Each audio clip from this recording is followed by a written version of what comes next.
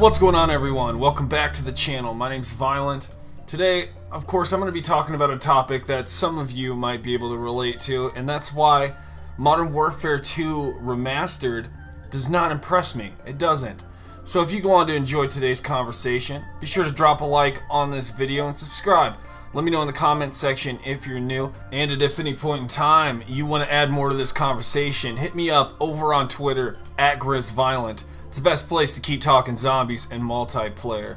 And last thing, alright, activate that bell icon on the channel if you want to stay up to date on all the latest news that drops. I cover patch notes and game updates as we move forward each Call of Duty and the news happening right now. So the gameplay you're going to be seeing in the background is of Call of Duty World War II. I'm going to be doing some sniping.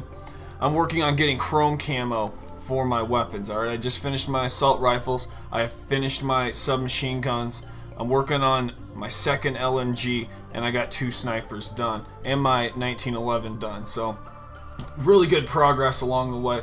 Let me know down in the comment section below where you're at. If you're a Call of Duty World War II player and you're grinding out, where are you at currently on your way to chrome camo? Do you have it already? Are you one of those guys that grinded it out early? Let me know. Well, to kick this off, if you didn't already know, Modern Warfare 2 Remastered is rumored right now to be campaign only. It seems like Activision's leaning in that direction too. And if it's campaign only, I don't even think I'm gonna buy it. I don't really got time to be playing another campaign right now if it's not gonna have an entire game with it. You know what I'm saying? It's not a full package. It's just here's a quick game, and that's just how I view it. So that's the biggest turnoff for me, is that it's campaign only. What I did get recently though is the M38 Top of the Morning Irish edition, and that is a new submachine gun that was available in the Shamrock and Awe. Be sure to check that video out if you haven't seen it already. It'll be first link in the description box below. But in the add-ons in PS4, something else just came in to the limelight. Okay, what we're seeing here now is something pretty epic. Treyarch has actually released each zombies map individually, and right now it says unavailable for me. I have the season pass. I bought DLC 5 as well, so that's why.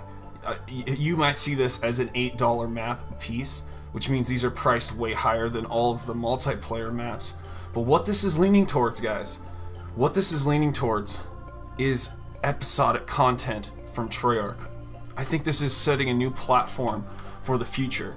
And I say that in the sense that you might be able to buy these separately from here on out.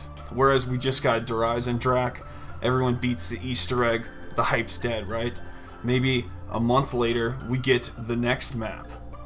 Think about that. We no longer live in an era where the season pass and the 3-month dry period that we've all experienced time in and time out still works.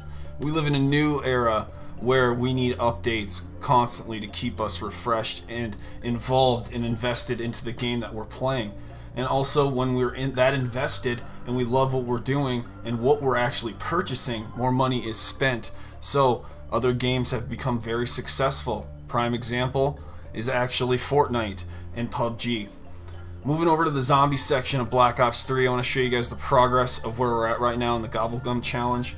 This is currently as of last night of recording this, so we are heading towards the 3rd tier. I'm collecting my 2nd tier. It's the first time I've logged in. Since then, I've been doing a lot of grinding in Call of Duty World War II, as I've been showing you guys. But back over to Black Ops 3, I was trying to reclaim this over and over again. Maybe it would glitch out. Maybe I'd get some juicy gobblegums in the process, you know what I'm saying? But it didn't work. It didn't work, okay? I was sitting there trying. But what I noticed over here was we had a really good deal going on. I had to give up my killing times. But look how many fire sales I'm getting. 7. Okay, there's a crazy thing going on. We're getting a huge amount of your results. So when you're actually distilling it, you're getting a crazy amount of the gobblegums you want. Bye-bye killing times. What am I going to do with those? Fire sales, way more important in my opinion. And if gobblegums are returning in Black Ops 4, the rumor is we're not going to have liquid divinium as our currency. We're going to have a shared currency with multiplayer. So if gobblegums are returning, right now is the time to stack up, because it might transfer over. Treyarch might be that awesome to keep those same numbers while they introduce more gobblegums. Not sure exactly how it's going down, but there is that daily deal going on, or special, with Newton's cookbook. So make sure you get in there. But I'm sure when this gets announced, we're gonna have a crazy trailer. If you guys look back at the Call of Duty Modern Warfare 2 original launch trailer, we have 10 million views on Infinity Ward's trailer 8 years ago. So that's collected a lot of views, and I'm sure it's gained even more views recently because people want to see what's going to happen coming up into the future here. So that is a crazy amount of views when it comes to there. So there's a huge popularity with the Modern Warfare culture, and that's also the same with the Black Ops culture with Treyarch, and that's why I believe Modern Warfare 4 is going to be happening in 2019. I mean, if we're going to Black Ops 4 and people didn't think that was possible, we're definitely going to Modern Warfare 4 in 2019. It just makes the most sense, and we want to see what happens after the death of Makarov, so the campaign could be pretty wicked. Also in 2019, early 2019, are we going to have a remaster of Modern Warfare 3's campaign? Are they just trying to refresh us all on these campaigns? Is that what this is really about? I don't know. Could this be further validation with what happened with Black Ops and Black Ops 2 becoming backwards compatible on the Xbox One? Was that leading up to Black Ops 4 this whole time? That could be the same type of situation we're seeing here with these remasters in Modern Warfares. All of it kind of connects together like a puzzle piece.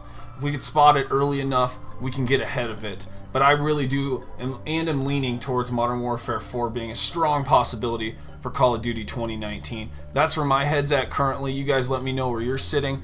But where I think on this little tiny teaser of just the remastered campaign, of course, it's got that very controversial airport scene where we shoot down the civilians, and that was always skippable. But is that going to be not included in this actual campaign?